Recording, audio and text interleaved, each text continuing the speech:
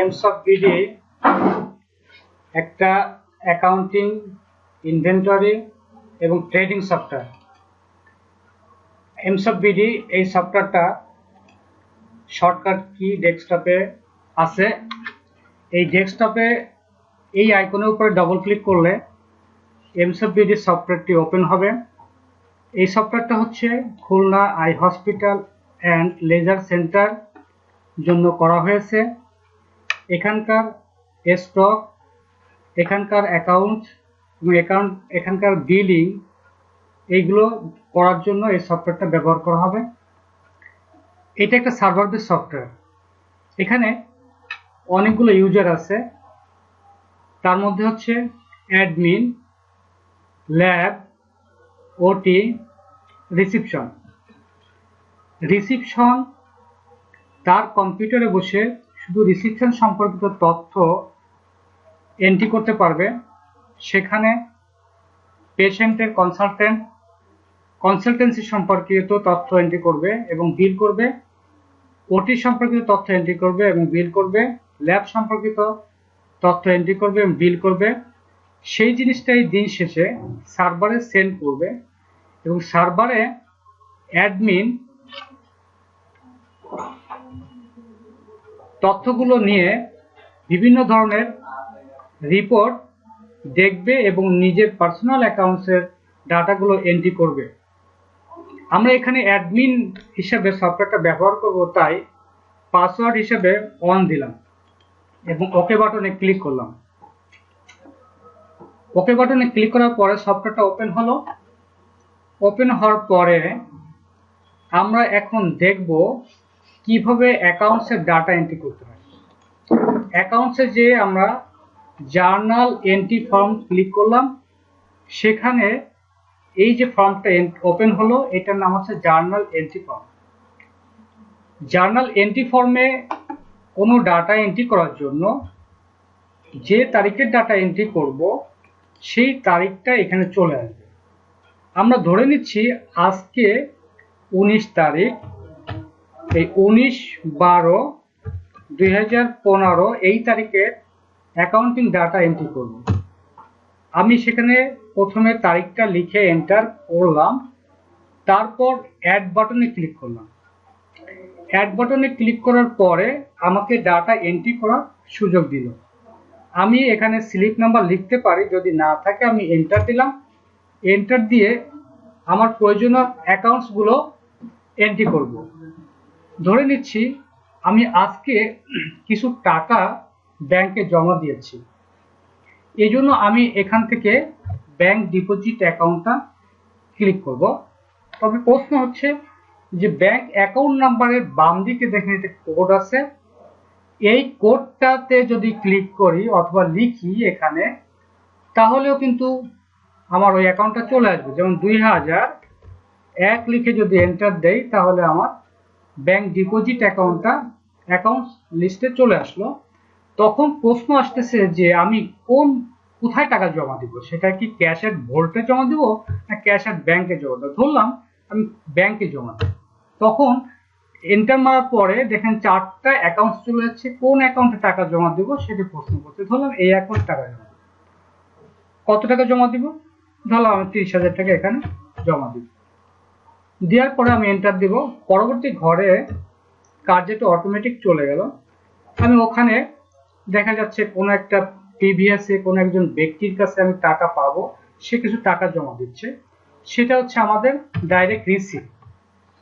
আমি এই অ্যাকাউন্টটাতে ক্লিক করলাম, করার পরে বলছে কে টাকাটা জমা দিবে। তখন এখান থেকে আমরা যিনি টাকাটা জমা দিচ্ছেন তার নামটা সিলেক্ট করলাম। তিনি মনে করেন যে 20,000 টাকা আমার অ্যাকাউন্টে জমা দিচ্ছে। এখানে লক্ষণীয়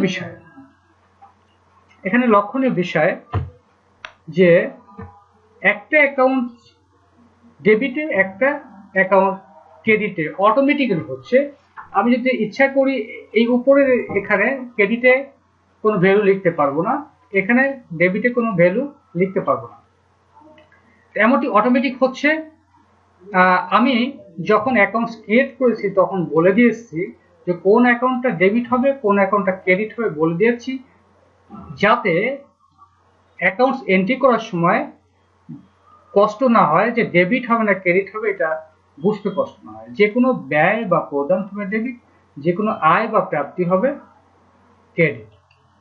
এইটা সম্পন্ন করার পরে আমি যদি আরো অ্যাকাউন্টসে ট্রানজাকশন করতে চাই, ধরো আমি স্যালারি দিব, স্যালারি লেখার পরে এটা অটোমেটিক্যালি ওই স্যালারি শব্দটা যেখানে আছে বের চলে আসবে। এখানে মনে করো স্যালারি পেমেন্ট দিলাম, কাকে স্যালারি দিব, এখানে মনে করেন কোন একজন স্টাফ আছে, এস এম নুরুল ইসলাম, তাকে আমরা স্যালারি দিব, মনে করেন যে 25,000 টাকা স্যালারি দিব।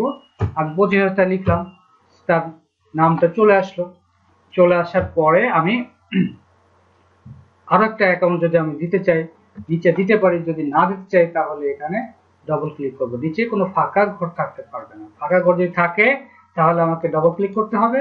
ডবল ক্লিক করলে এখানে বলতেছে যে click yes for delete, click no for gap, click cancel for cancel. তা আমি ইয়েস যখন চাপ দিচ্ছি তখন আমার এই ফাঁকা ঘরটা মুছে যাচ্ছে। ঠিক একইভাবে যদি নতুন কোনো তথ্য আমরা এন্ট্রি করতে চাই তখন নো দিব, তখন এরকম গ্যাপ হয়ে যাবে। আমি এখানে অন্য কোনো অ্যাকাউন্ট ইচ্ছা করলে আমরা দিতে পারবো। ধরো দেখ আমি অন্য একজন ব্যক্তিকে স্যালারি দিচ্ছি, যে কাকে স্যালারি দিচ্ছি তার নামটা আমার মনে নাই, মনে করলাম যে অশোক, এই অশোক বাবুকে আমরা স্যালারি দিব। দেখেন একটু লিখলাম, চলে আসলো। তাকে কত দিব, মনে করেন যে 23,000 টাকা তাকে স্যালারি দিব, আমি সেভ করে দিব। তাহলে আমরা এখানে দেখলাম যে একটা অ্যাকাউন্ট এন্ট্রি করার সময় নতুন একটা রো তৈরি করা, আবার কোন একটা রোকে ডিলিট করে দেওয়া, সেটা দেখলাম। এবং সর্বশেষ দেখলাম যে কিভাবে আমরা এখানে সেভ কমান্ড দিয়ে সেভ করতে পারি। যদি আমার এই ট্রানজেকশনের সাথে কোনো ভুল ভ্রান্তি হয়ে থাকে তাহলে আমাদের কারেকশন করতে হবে। সেক্ষেত্রে আমরা এডিট কমান্ডে ক্লিক করব, করে আমি মনে করি আরো কিছু ট্রানজেকশন করবো আজকে। যেমন মনে করুন যে টেলিফোন বিল দেব, টেলিফোন বিল এখানে ক্লিক করলাম, টেলিফোন বিল ক্লিক করব। তার আগে আমরা ক্যাশটাকে মুছে দিতে পারি, কারণ ক্যাশটা অটো আসে। টেলিফোন বিল দাম কত, মনে করেন যে দিলাম হচ্ছে 300 বা 350 টাকা দিলাম। ঠিক আছে, এইভাবে আমরা কারেকশনও করতে পারি। এই বাটনে ক্লিক করব, অটোমেটিক্যালি কারেকশন হয়ে গেল। ক্যাশটা অটোমেটিক ব্যালেন্স করবে, এই ক্যাশটা অটোমেটিক্যালি ব্যালেন্স করবে। তাহলে আমরা একটু দেখলাম যে কিভাবে একটা জার্নাল এন্ট্রি করতে হয়। আমাদের সবচেয়ে মজার ব্যাপার হচ্ছে এখানে ডেবিট এবং ক্রেডিট কখনো আমাদের উল্লেখ করে দিতে হয় না, ওটা যার যার ঘরে চলে যাবে।